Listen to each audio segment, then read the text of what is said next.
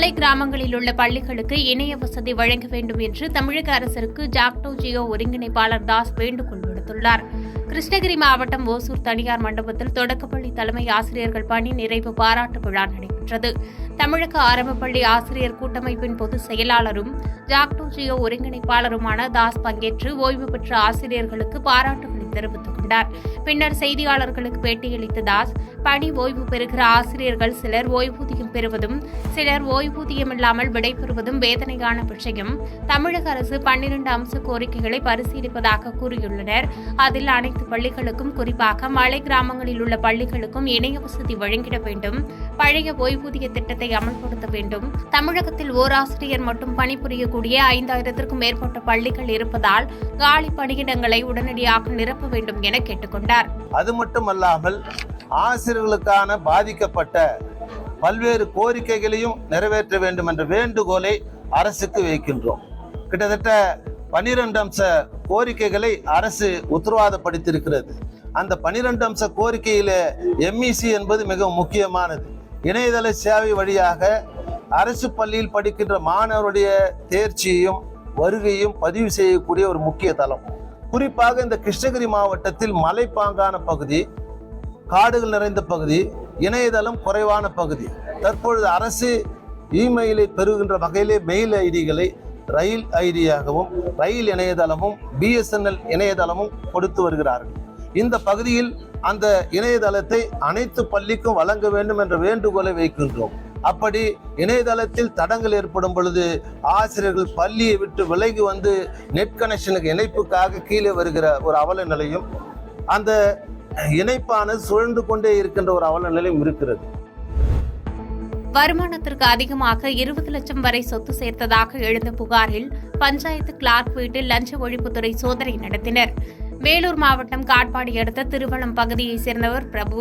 இவர் காட்பாடி ஊராட்சி ஒன்றியத்திற்குட்பட்ட பல்வேறு கிராமங்களில் பஞ்சாயத்து கிளார்க்காக பணியாற்றியுள்ளார். இந்நிலையில் தற்போது பொன்னை அடுத்த பாளையகுப்பத்தில் பஞ்சாயத்து கிளார்க்காக பணியில் உள்ளார்.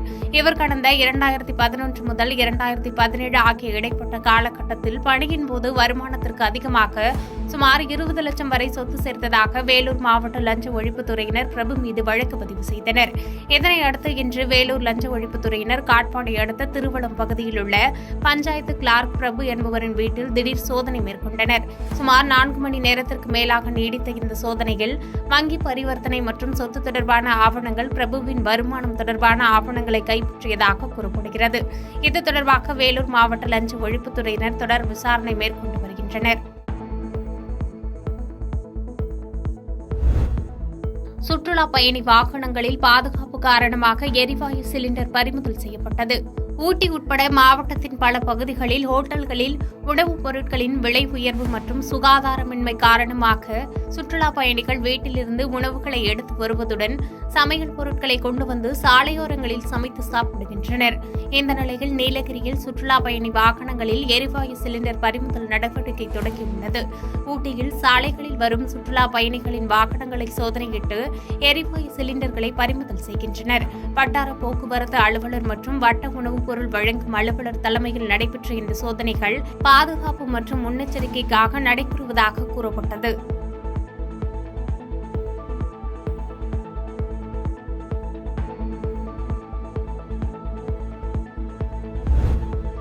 கோவில்பட்டியில் பெட்ரோல் குண்டு வீசிய வழக்கில் சிறுவன் உட்பட 8 பேரை கைது செய்த போலீசார் மேலும் 7 பேரை தீவிரமாக தேடி வருகின்றனர்.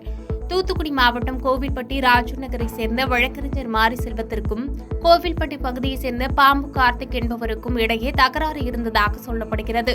பாம்பு கார்த்திக் என்பவர் ரேஷன் அரிசி கடத்துவதாகவும் அது குறித்து தட்டி கேட்டபோது இருவருக்கும் இடையே தகராறு ஏற்பட்டதாகவும் கூறப்படுகிறது. இந்த நிலையில் ரேஷன் அரிசி கடத்தலை தட்டி கேட்ட வழக்கறிஞர் வீட்டில் பெட்ரோல் குண்டு வீசப்பட்டது. இது தொடர்பாக தூத்துக்குடி மாவட்ட SP பாலாஜி சரவணன் உத்தரவின் பேரில் தனிப்படை அமைக்கப்பட்டு குற்றவாளிகளை தேடி வந்தனர். இந்த சூழ்நிலையில் இந்த வழக்கு தொடர்பாக குப்பனாபுரத்தை சேர்ந்த அருண்குமார், ஓணமாக்குளத்தை சேர்ந்த கணேஷ்குமார், கோவில்பட்டி காந்தி நகரை சேர்ந்த சுடலைமுத்து, கோவில்பட்டி வீரவாஞ்சி நகரை சேர்ந்த சண்முகராஜ், கயத்தாரை சேர்ந்த ராஜா என்ற சண்முகராஜா, அதே பகுதியை சேர்ந்த சகோதரர்கள் முத்துகிருஷ்ணன், நரசிம்மன் மற்றும் 16 வயது சிறுவன் உள்ளிட்ட 8 பேரை கைது செய்தனர். மேலும் இந்த சம்பவம் தொடர்பாக பாம்பு கார்த்திக் உள்ளிட்ட 7 பேரை போலீசார் தீவிரமாக தேடி வருகின்றனர்.